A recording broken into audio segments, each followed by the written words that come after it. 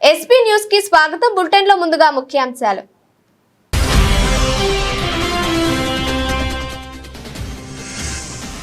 ఘనంగా జరిగిన Ratan Tata Maharashtra state skill university మొదటి స్నాతకోత్సవం. ముఖ్య అతిథిగా హాజరైన ఉపరాష్ట్రపతి సిపి రాధాకృష్ణన్.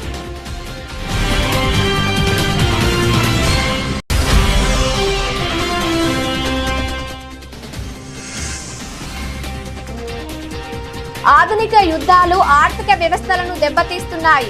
ఆందోళన వ్యక్తం చేసిన కేంద్ర రక్షణ మంత్రి రాజ్నాథ్ సింగ్.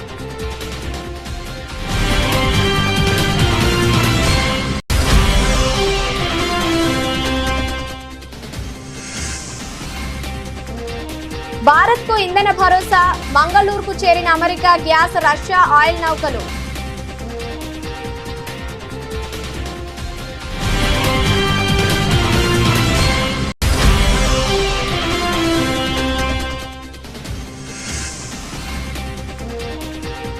విమాన టికెట్ల ధరలపై కేంద్రం దృష్టి. ప్రయాణికులకు ఉపశమనం కల్పిస్తామన్న రామ్మోహన్ నాయుడు.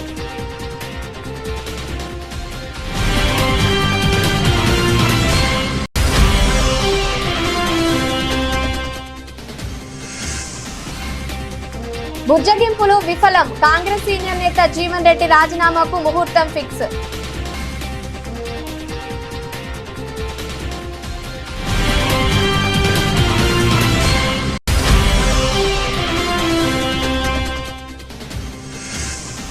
నంది అవార్డులపై కీలక ప్రకటన చేసిన ఏపీ మంత్రి కందుల దుర్గేష్. కళాకారులకు ప్రభుత్వం పూర్తి స్థాయిలో అండగా నిలుస్తుందని హామీ.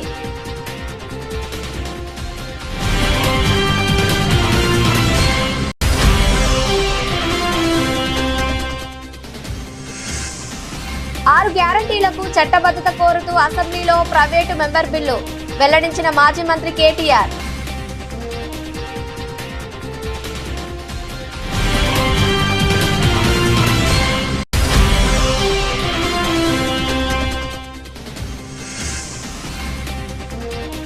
ఏపీ సీఎంపై వైసీపీ నేత కారుమూరు సంచలన వ్యాఖ్యలు. తిరుమలలో 4 గంటల పాటు చేసిన హంగామా చేశారని విమర్శలు.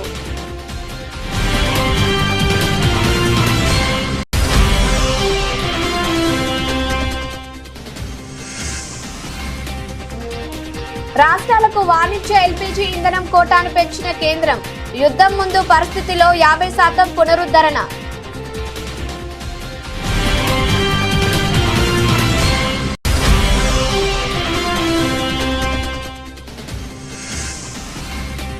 గాయపడ్డ వైసీపీ నాయకులను, కార్యకర్తలను పరామర్శించిన ఆర్ఎస్ శ్యామల.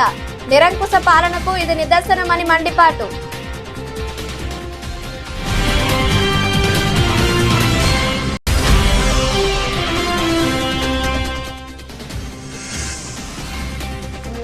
చంబాల టీంతో సందీప్ కిషన్ కొత్త చిత్రం. పాన్ ఇండియా స్థాయిలో మూవీ.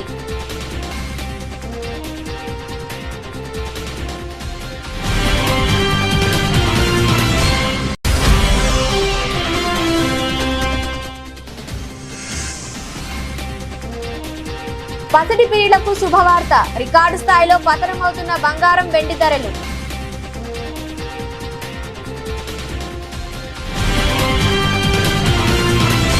ముంబైలోని Ratan Tata Maharashtra state skills university మొదటి స్నాతకోత్సవం అట్టహాసంగా జరిగింది. ఈ కార్యక్రమానికి ముఖ్య అతిథిగా ఉపరాష్ట్రపతి సిపి రాధాకృష్ణన్ హాజరయ్యారు. అనంతరం విద్యార్థులను ఉద్దేశించి ప్రసంగించారు. We should have all the modern syllabus, the scientific syllabus, the modern needs of the world. We should not be lacking behind, our youngsters should not be lacking behind the modern knowledge required to meet out the scientific challenges and the industrial challenges. So I always insist that we should have the latest syllabus which is more required in the market. Maybe computer engineering, maybe green technology of making green energy, but we should be equip ourselves ready to meet the requirements of the world. And I firmly believe that attaining degrees are not of much importance unless they translate into employability. ఆధునిక యుద్ధాలు ప్రపంచవ్యాప్తంగా అన్ని దేశాల ఆర్థిక వ్యవస్థలను, cyber space ను దెబ్బతీస్తున్నాయని కేంద్ర రక్షణ శాఖ మంత్రి రాజ్నాథ్ సింగ్ అన్నారు. నేటి రోజుల్లో యుద్ధం అంటే కేవలం సరిహద్దులో జరిగే ఘర్షణ మాత్రమే కాదని అన్నారు. యుద్ధం సరిహద్దులను దాటి ఆర్థిక, డిజిటల్, ఇంధన, ఆహార భద్రతలో భాగం అయ్యాయని పేర్కొన్నారు. వాటి ద్వారా ఒక దేశం మరో దేశాన్ని బలహీనపరిచే అవకాశం ఉందని ఆందోళన వ్యక్తం చేశారు. Lieutenant general M K. Katiyar, GOC/C western command, major general I.S. Gill, chairman and chief of staff Uttar Bharat area, SJP Varghese, joint secretary ministry of defence, school की principal group captain Madhu Shengar, Sainik school Ghorakhal में मौजूद टीचर्स, मेरे प्यारे कैडेट्स एवं उनके अभिभावकगण, देवियों और सज्जनों, सैनिक स्कूल घोड़ाखाल की रेजिंग डे सेरेमनी और डायमंड जुबली पर मैं आप सभी को हार्दिक बधाई देता हूं। मेरी बहुत इच्छा थी कि मैं इस अवसर पर आप सभी के बीच स्वयं उपस्थित रहूं, लेकिन मौसम में अचानक हुए बदलावों के कारण ऐसा संभव नहीं हो पाया। इसके लिए मैं आप सबसे खेद प्रकट करता हूं। मित्रों, सन 1966 में स्थापित यह संस्थान पिछले 60 वर्षों से लगातार देश की रक्षा और सुरक्षा के लिए योग्य अधिकारियों को तैयार करने में अपनी महत्वपूर्ण भूमिका का निर्वाह कर रहा है। डिफेंस के साथ साथ अनेक क्षेत्रों में यहाँ के बच्चे आगे बढ़ रहे हैं। इसके एक बड़े उदाहरण तो वेस्टर्न कमांड के general officer commanding in chief lieutenant general MK. Katiyar ही हैं। यहीं इस स्कूल से निकलकर इन्होंने देश के लिए कितना कुछ किया, अलग अलग क्षेत्रों में इस स्कूल का नाम रोशन किया। ये खुद भी इस स्कूल के बच्चों के लिए एक इंस्पिरेशन है। भविष्य में ऐसी अनेक उपलब्धियां इस स्कूल का इंतजार कर रही हैं। मित्रों, सैनिक स्कूलों की स्थापना का उद्देश्य देश की रक्षा सेवाओं के लिए युवा प्रतिभाओं को तैयार करना था। ప్రపంచవ్యాప్తంగా సరఫరా గొలుసులో ఆటంకాలు, మధ్యప్రాచ్యంలో ఉద్రిక్తతలు కొనసాగుతున్న వేళ భారత్ తన ఇంధన భద్రతను పటిష్టం చేసుకునేందుకు వ్యూహాత్మకంగా వ్యవహరిస్తుంది. ఇందులో భాగంగా అమెరికా నుంచి ధృవీకృత పెట్రోలియం గ్యాస్, రష్యా నుంచి ముడి చమురుతో కూడిన భారీ నౌకలు మంగళూరు పోర్టుకు చేరుకున్నాయి. అమెరికాలోని టెక్సాస్ నుంచి LPGతో బయలుదేరిన పైక్సిన్ పయనీర్ అనే కార్గో నౌక విజయవంతంగా మంగళూరు పోర్టులో లంగరేసింది. ఇదే సమయంలో రష్యా నుండి ముడి చమురును తీసుకొచ్చిన మరో నౌక కూడా పోర్టుకు 18 నాటికల్ మైళ్ల దూరంలో నిలిపి ఉంచారు. సింగిల్ పాయింట్ మూర్టింగ్ వ్యవస్థ ద్వారా ఈ చమురును పైప్ లైన్ లోకి అక్కడి నుంచి Mangaluru refinery and petrochemicals limited కు తరలించనున్నారు. మధ్యప్రాచ్యంలో ఉద్రిక్తతల నేపథ్యంలో ప్రపంచ ఇంధన ధరలను స్థిరీకరించే లక్ష్యంతో సముద్రంలో అప్పటికే ప్రయాణంలో ఉన్న రష్యా ముడి చమురు అమ్మకాలకు అమెరికా తాత్కాలికంగా అనుమతి ఇచ్చింది. ఈ అవకాశాన్ని అందిపుచ్చుకొని భారత్ రష్యా నుంచి చమురు కొనుగోళ్లను గణనీయంగా పెంచింది. ఇరాన్ ప్రమేయంతో నెలకొన్న వివాదాల వల్ల సరఫరాలో ఆటంకాలు ఏర్పడటంతో భారత్ ఈ చర్యలు తీసుకున్నట్లు తెలుస్తోంది. పశ్చిమాసియా యుద్ధ పరిస్థితులు విమానయాన రంగంపై ప్రభావం చూపుతున్నాయని కేంద్ర మంత్రి కింజారపు రామ్మోహన్ నాయుడు వ్యాఖ్యానించారు. విమాన టికెట్ల ధరల పెరుగుదల విషయంలో ప్రయాణికులపై భారం పడకుండా ఉండేలా చర్చిస్తున్నామని తెలిపారు. రైల్వే జోను ప్రధాన కార్యాలయం నిర్మాణం జరుగుతుందని GMను నియమించారని అన్నారు. కొత్త వలస కిరండూల్ రైల్వే లైన్ కోసం ఇంకా చర్చ జరుగుతుందని రామ్మోహన్ నాయుడు తెలిపారు. విశాఖపట్నం ఎకనామిక్ రీజన్ ఏదైతే ఈరోజు అనౌన్స్ చేశామో అందులో కూడా దాని పాలసీ ప్లానింగ్లో CII హెల్ప్ చేసింది. స్వర్ణాంధ్రప్రదేశ్ 2047 డాక్యుమెంట్లో చేయడానికి కూడా CII హెల్ప్ చేస్తుంది. సో CII మన ప్లానింగ్ ప్రాసెస్లో చాలా ముఖ్యంగా వాళ్ళ తాలూకా సజెషన్స్ అన్నీ కూడా తీసుకొని చేస్తున్నాం. అందులో ఈరోజు కూడా స్వర్ణాంధ్ర 2047 థీమ్తో రాష్ట్రంలో ఉన్న మెంబర్స్ అందరితో పాటు ఈ యాన్యువల్ మీటింగ్ జరిగింది. చాలా ఉత్సాహంగా ఉన్నారు. ఒక పెద్ద మార్పు మనం ఆంధ్రప్రదేశ్లో చూసాం. కూటమి ప్రభుత్వం వచ్చిన తర్వాత ప్రజల్లో విశ్వాసం పెరిగింది, నమ్మకం పెరిగింది. మరి ముఖ్యంగా ఇందులో నేను ఈరోజు వాస్తవంగా గర్వించదగ్గ విషయం ఏంటంటే ఉత్తరాంధ్రలో పరిస్థితులు ఏ రకంగా మెరుగుపడ్డా అన్న దానికి ప్రత్యేక ఉదాహరణ మనం CII చేస్తున్న కార్యక్రమాలు కావచ్చు, ప్రభుత్వం చేస్తున్న కార్యక్రమాలు కావచ్చు, అవి ప్రస్తావించాలి.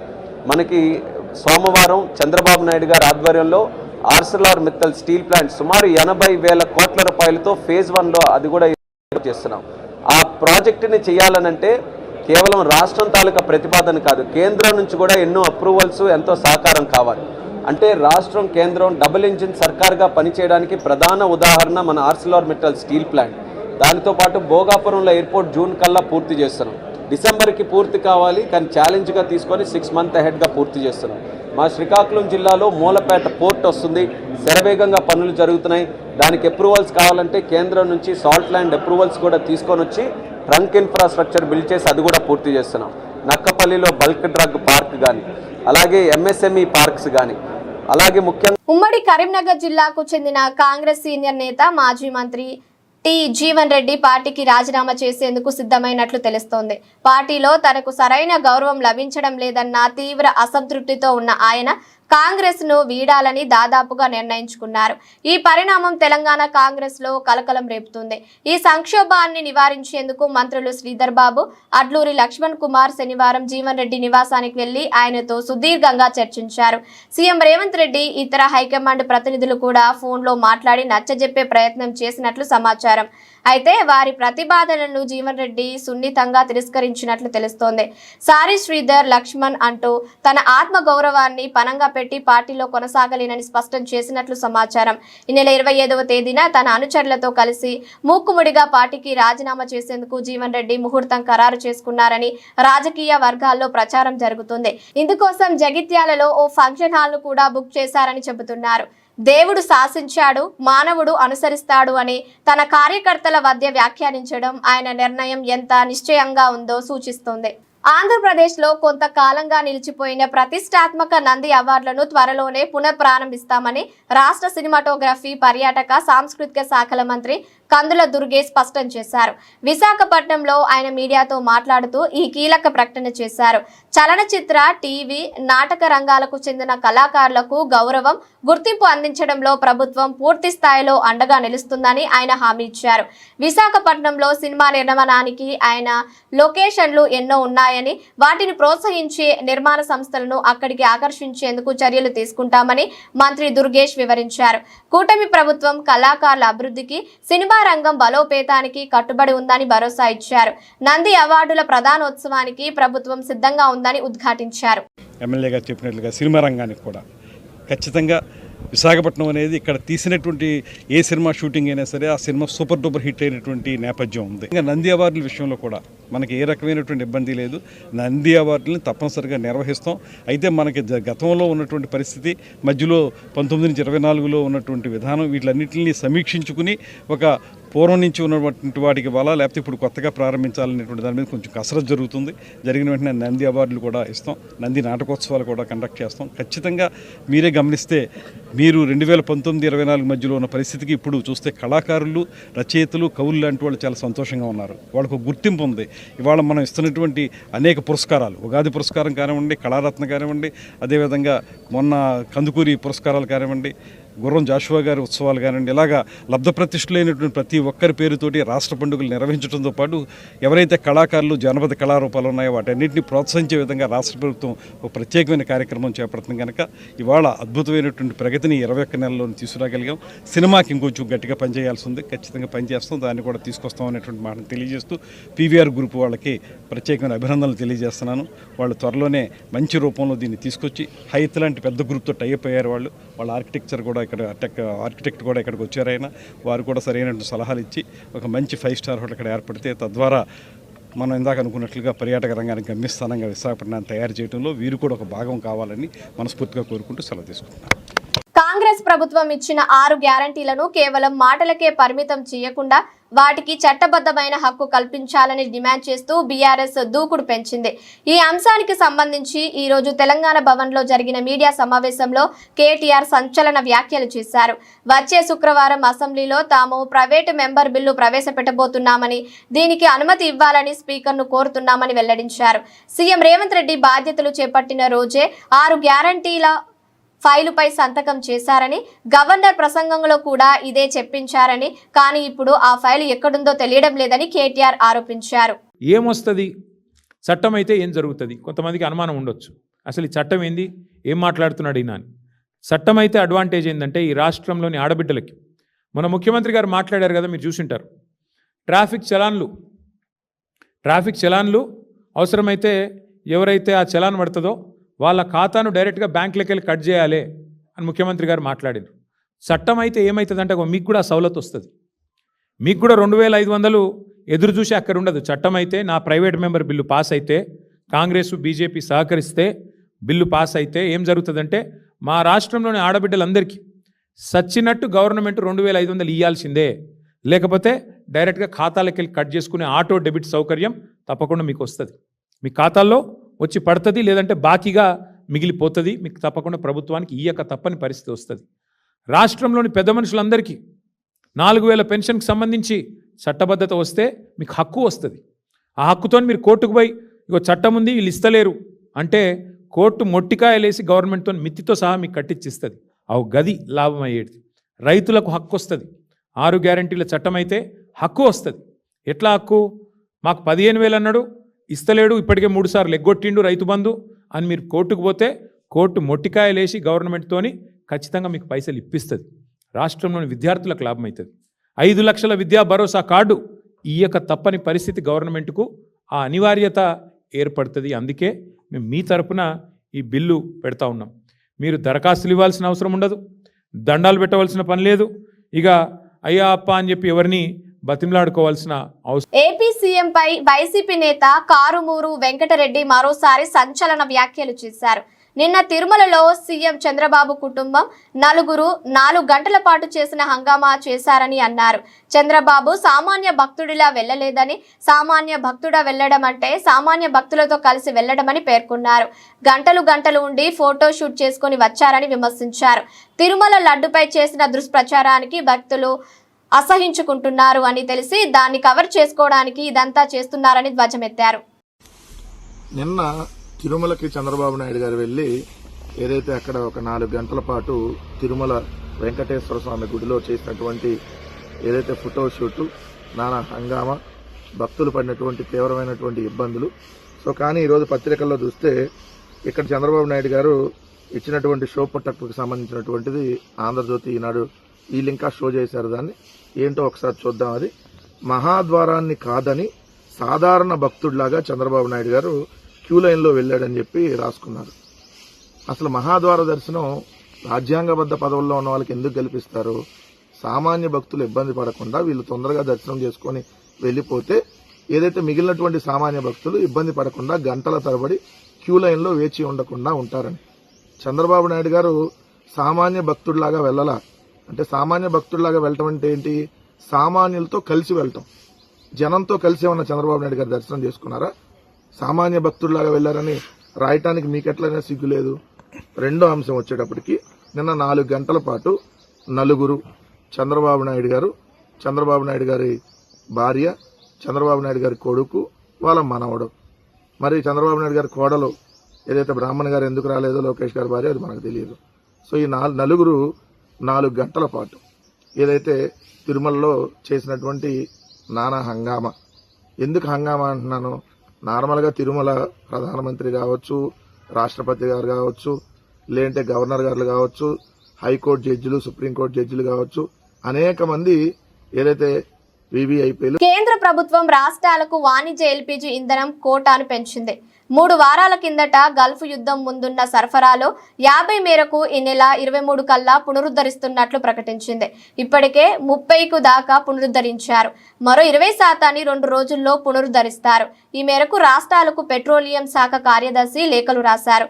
ప్రజా సంక్షేమం, ఆహార సరఫరాతో సంబంధం ఉన్న రంగాలకు ఈ పెంచిన కోటాను కేటాయిస్తారు.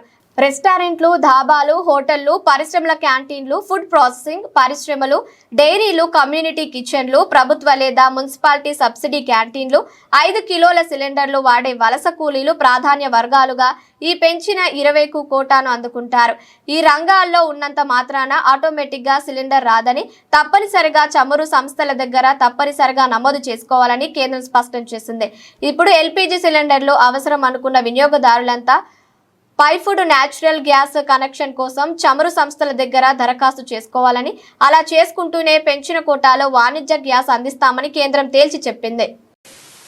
ऑनलाइन बुकिंग्स में लगभग 93% की what we say, almost 93% of the booking is online. Delivery authentication code के द्वारा डिलीवरी की जा रही है. पैनिक बुकिंग में काफ़ी रिडक्शन है और कल हमें लगभग 55 लाख रिफिल बुकिंग की रिक्वेस्ट रिसीव हुई है. एलपीजी सिलेंडर की डिलीवरी नॉर्मल है. कमर्शियल एलपीजी में लगभग 18 स्टेट्स और यूनियन टेरिटरीज ने एलोकेशन ऑर्डर इशू किए हैं और पिछले एक हफ्ते में लगभग 11,300 टन कमर्शियल एलपीजी कंज्यूमर्स को दी गई है और सभी स्टेट्स के पास सप्लाईज उपलब्ध है. इसके अलावा एजुकेशनल इंस्टीट्यूशंस और हॉस्पिटल्स को इस एलोकेशन का लगभग 50% मिला है. कैरोसिन का जो एडिशनल एलोकेशन किया गया है उसमें भी लगभग 15 स्टेट्स और यूनियन टेरिटरीज ने एलोकेशन ऑर्डर जारी किए हैं. बाकी सभी स्टेट्स और यूनियन टेरिटरी गवर्नमेंट से एलोकेशन ऑर्डर जारी करने की रिक्वेस्ट की गई है. తిరుపతి కూటమి నాయకుల చేతిలో గాయపడ్డ వైఎస్ఆర్సీపీ నాయకులను కార్యకర్తలను వైఎస్ఆర్ కాంగ్రెస్ పార్టీ రాష్ట్ర అధికార ప్రతినిధి ఆర్ఏ శ్యామల పరామర్శించడం జరిగింది. ఈ సందర్భంగా శ్యామల మాట్లాడుతూ తిరుపతిలో బీఆర్ నాయుడు లీలల ఉదంతంపై బీఆర్ నాయుడు బస చేసిన హోటల్ దగ్గర శాంతియుత నిరసన చేపట్టిన తిరుపతి వైఎస్ఆర్సీపీ మహిళా నాయకులు కార్యకర్తలపై భౌతిక దాడులు చేయడం సిగ్గుచేటు అని ధ్వజమెత్తారు. అంతేకాకుండా అక్రమంగా ఎస్సీ ఎస్టీ కేసులు పెట్టి జైలుకు పంపించాలని కుట్ర పన్నారని, అయితే న్యాయస్థానంలో బెయిల్ మంజూరు చేశారని తెలిపారు. ఈ రోజున హిందూ సమాజం అంతా తలదించుకునేలా ఒక గౌరవమైన పదవిలో ఉంటూ కూడా ఆయన చేసినటువంటి పనులు, ఆయన ప్రవర్తించినటువంటి తీరు ఎప్పుడైతే సోషల్ మీడియా వేదికగా కావచ్చు, మీడియా పరంగా కావచ్చు బయటకు వచ్చి అందరికీ తెలిసిందో అప్పటి నుంచి ఇంత గౌరవమైన పదవిలో ఉండి ఇవా ఈయన చేసే పనులు, ఇదా ఈయన వ్యవహరించే తీరు అనుకుంటూ ఈ రోజున హిందూ సమాజం అంతా తలదించుకునేటువంటి పరిస్థితిలో ఉంది. అటువంటి వ్యక్తి అంత పవిత్రమైన పదవికి అర్హుడు కాదు అని చెప్పి బీఆర్ నాయుడు గారిని ఆ పదవి నుండి, చైర్మన్ పదవి నుండి దించాలి, చైర్మన్ పదవికి రాజీనామా చేయాలి ఆయన తప్పు తెలుసుకుని అని శాంతియుతంగా వైఎస్ఆర్ కాంగ్రెస్ పార్టీ మహిళా కార్యకర్తలు అలాగే మిగతా కార్యకర్తలు అందరూ కూడా శాంతియుతంగా నిరసన తెలియజేస్తూ ఉంటే వాళ్ళ పైకి దాష్టికంగా చేసినటువంటి దాడి మనందరం కూడా చూసాం. ఇప్పుడున్న అక్క వాళ్ళందరూ కూడా ఇక్కడే ఉన్నారు. వీళ్ళందరినీ కూడా మీద పడి రక్కేసి రక్తం వచ్చేలాగా మొహాల మీద అలాగే కొట్టి దాడులు చేసి, ఇక్కడ ఇంతకీ విషయం ఏమిటంటే బాధితుల్ని తీసుకెళ్లి అరెస్ట్ చేశారు. పోలీసుల కళ్ళ ముందే ఇదంతా జరిగింది, పోలీసులు చూస్తూనే ఉన్నారు జరిగిన దాడినంతా కూడా.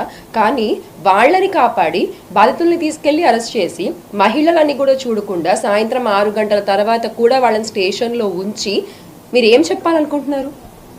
ఇదా మీరు వ్యవహరించే తీరు? మీకు తెలీదా ఈవినింగ్ 6 తర్వాత లాకప్లో సెల్లో ఉమెన్ని ఉంచకూడదన్న విషయం మీకు తెలీదా? అక్కడికి వీళ్ళు చెప్తూనే ఉన్నారు 6 తర్వాత ఉంచకూడదు కాదన్నా, మేము వెళ్తామన్నా, మమ్మల్ని పంపించండి అని అడుగుతుంటే కూడా ఒక్కళ్ళు రెస్పాండ్ అవ్వలేదు, స్టేషన్లో ఒక్కళ్ళు పట్టించుకోలేదు వీళ్ళ బాధని. ఇదా మీరు మహిళలతో వ్యవహరించే తీరు? మళ్ళీ తెల్లారు లేస్తే ఇంత పొడుగు ఉపన్యాసాలు చెప్తారు ఒక్కొక్కళ్ళు. నిజంగా బీఆర్ నాయుడు గారు ఆ పదవి స్వీకరించినప్పటి నుంచి, ఎందుకంటే నాకు ఆయన పేరు వెనకాల ఆ పదవి చెప్పడం కూడా ఇష్టం లేదు, అందుకే చెప్పట్లేదు, ఆ పదవి స్వీకరించినప్పటి యంగ్ హీరో సందీప్ కిషన్ తన తదుపరి చిత్రాన్ని అధికారికంగా ప్రకటించారు. తన కెరీర్లో 33వ సినిమాగా రాబోతున్న ఈ ప్రాజెక్టుకు శంబాలా ఫేమ్ యుగంధర్ ముని దర్శకత్వం వహించనున్నారు. సూపర్ హిట్ చిత్రం శంబాలాను నిర్మించిన షైనింగ్ పిక్చర్స్ సంస్థ ఈ మైథలాజికల్ ఫాంటసీ అడ్వెంచర్ చిత్రాన్ని నిర్మించనుంది. ఈ విషయాన్ని సందీప్ కిషన్ శనివారం తన ఎక్స్ ఖాతా ద్వారా వెల్లడించారు. సింహాలు, తోడేళ్లు, రాజులు, కత్తులతో మన పురాణాల్లోకి ఒక సాహసోపేతమైన ప్రయాణం అంటూ సందీప్ తన పోస్టులో పేర్కొన్నారు. ఈ సందర్భంగా విడుదల చేసిన అనౌన్స్మెంట్ పోస్టర్ సినిమాపై ఆసక్తి రేపుతోంది. ఒకవైపు గర్జిస్తున్న సింహం, మరోవైపు తోడేలు, వాటి మధ్యలో నేలపై పాతిన కత్తితో ఈ పోస్టర్ను డిజైన్ చేశారు. కొన్ని యుద్ధాలు ఎప్పటికీ ముగియవు, కొందరు రాజులు ఎప్పటికీ చనిపోరు అనే ట్యాగ్ లైన్ సినిమా కథాంశంపై అంచనాలను పెంచుతుంది. ఈ చిత్రాన్ని తెలుగు, తమిళం, హిందీ భాషల్లో ఏకకాలంలో విడుదల చేయనున్నారు. కొంతకాలం క్రితం కళ్ళు చెదిరే స్థాయిలో పెరిగిన బంగారం, వెండి ధరలు ప్రస్తుతం అదే స్థాయిలో పడిపోతున్నాయి, సరికొత్త కనిష్టాన్ని నమోదు చేస్తున్నాయి. గుడ్ రిటర్న్స్ వెబ్సైట్ ప్రకారం నేడు ఉదయం 6:30 సమయంలో హైదరాబాద్ బులియన్ మార్కెట్లో 24 క్యారెట్ 10 గ్రాముల స్పాట్ గోల్డ్ ధర 1,45,970గా ఉంది. 22 క్యారెట్ 10 గ్రాముల పసిడి ధర 1,33,800కు చేరుకుంది. నగరంలో కిలో వెండి ప్రస్తుతం 2.5 లక్షలుగా ఉంది. శనివారం భారత్లో బంగారం వెండి ధరలు భారీ స్థాయిలో పతనమైన విషయం తెలిసిందే. 10 గ్రాముల 24 క్యారెట్ పసిడి ధర సగటున 2,940 లక్షల మేర పడిపోయింది. కిలో వెండి ధర 10,000 మేర తగ్గింది. యుఎస్ ఫెడ్ వడ్డీ రేటు కోత ఉంటుందన్న అంచనాలు, భౌగోళిక రాజకీయ అనిశ్చితులు, ద్రవ్యోల్బణంపై నెలకొన్న భయాలు వంటివి పసిడి వెండి ధరలు తగ్గేలా చేస్తున్నాయని నిపుణులు చెబుతున్నారు. సమీప భవిష్యత్తులో పసిడి 1.40 లక్షల నుంచి 1.46 లక్షల మధ్యలో ట్రేడ్ అయ్యే అవకాశం ఉందని చెబుతున్నారు. వార్తలు ముగించే ముందు హెడ్లైన్స్ మరోసారి.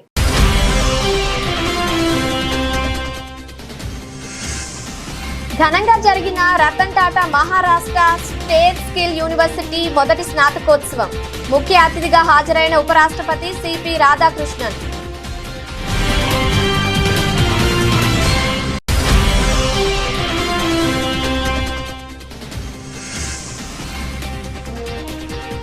ఆధునిక యుద్ధాలు ఆర్థిక వ్యవస్థలను దెబ్బతీస్తున్నాయి. ఆందోళన వ్యక్తం చేసిన కేంద్ర రక్షణ మంత్రి రాజ్నాథ్ సింగ్.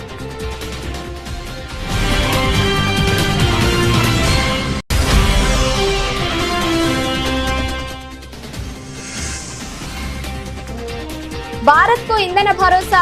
మంగళూరుకు చేరిన అమెరికా గ్యాస్, రష్యా ఆయిల్ నౌకలు.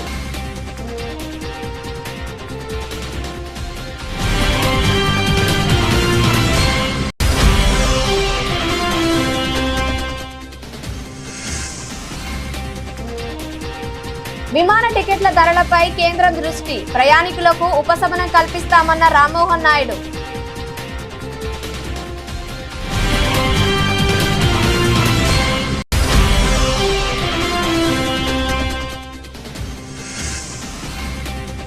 బుజ్జగింపులు విఫలం. కాంగ్రెస్ సీనియర్ నేత జీవన్ రెడ్డి రాజీనామాకు ముహూర్తం ఫిక్స్.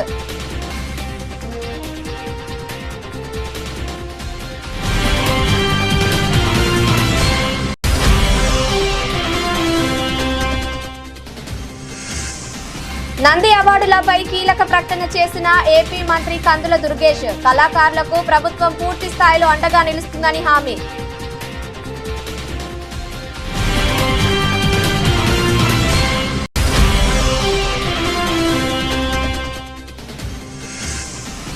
ఆరు గ్యారంటీలకు చట్టబద్ధత కోరుతూ అసెంబ్లీలో ప్రైవేటు మెంబర్ బిల్లు వెల్లడించిన మాజీ మంత్రి కేటీఆర్.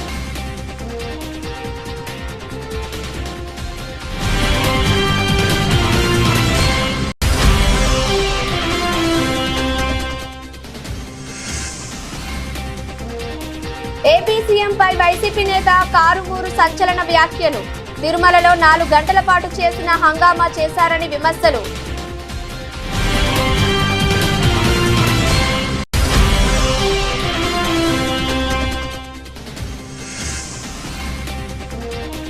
రాష్ట్రాలకు వాణిజ్య ఎల్పీజీ ఇంధనం కోటాను పెంచిన కేంద్రం. యుద్ధం ముందు పరిస్థితిలో 50% పునరుద్ధరణ.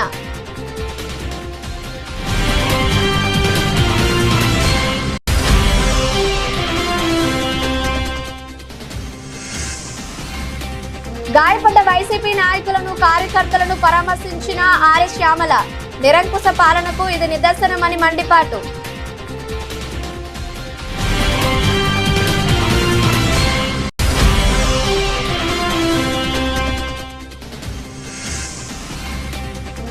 చంబాల టీంతో సందీప్ కిషన్ కొత్త చిత్రం. పాన్ ఇండియా స్థాయిలో మూవీ.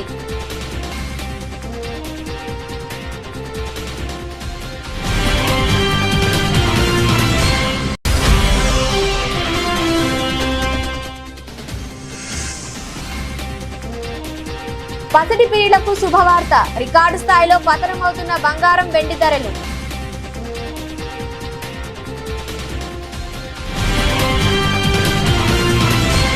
ఇంతటి బులెటిన్ సమాప్తం. నమస్తే.